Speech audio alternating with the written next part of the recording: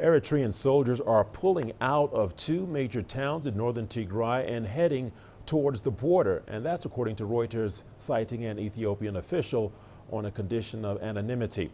It is not clear if the Eritrean troops are leaving Tigray entirely or just pulling back.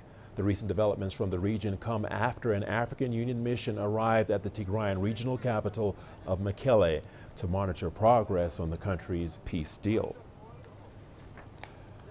Meanwhile, Ethiopia's national carrier, Ethiopian Airlines, has resumed its flights to Tigray for the first time in about 18 months. The move comes after the federal government, the Tigray's People's Liberation Front, and Tigray's government held a meeting on Tuesday. It also follows an agreement to stop all hostilities between forces allied to the government and those aligned to the TPLF. Travelers have expressed joy and excitement, with some saying they look forward to seeing their family members again after being cut off when fighting broke out in the Tigray region in 2020. I lived here in separation from my husband and child, whom I love. I came here for my daughter's examination and suddenly got stuck here. When I heard the news about the flight, I fell to the ground and cried. I'm extremely happy, and I hope it will continue like this. I pray the peace will be sustained. When there is peace, there is everything. I am extremely excited that I am going to see my sister and my dad. I cannot say more at this time. This is a joyful moment because we are going to meet our relatives after a long time. I'm very excited.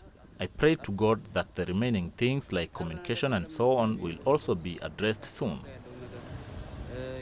Earlier, we spoke to Dr. Ndu Nwokolo, a political commentator, for more insights on the matter. We began by asking him about the significant progress made by the Tigrayan peace agreement. Let's take a listen.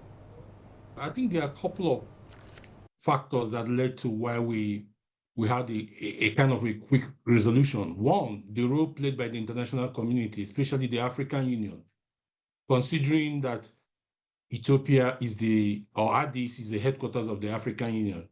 If you're having such war going on in a place where it's seen as the administrative headquarters of the African Union, that wouldn't tell good for the organization if his house is on fire and is trying to quench fires all across Africa.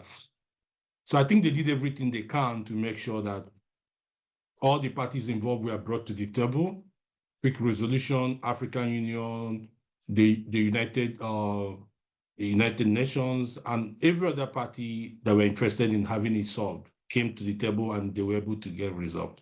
That's one.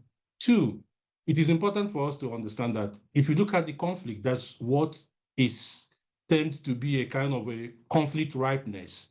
Both the Tigrayan region and the Ethiopian government, as well as the Eritrea, who were not a direct party to the conflict, saw that there was need to stop the fight. I think it was a kind of mutually hurting everybody, what we refer to as mutual stalemate. So they felt there was a need to, if no party was going to win, if it was affecting everybody, let's get to the table, sit down and resolve it. I think that's another factor. In international conflict, your enemy's friend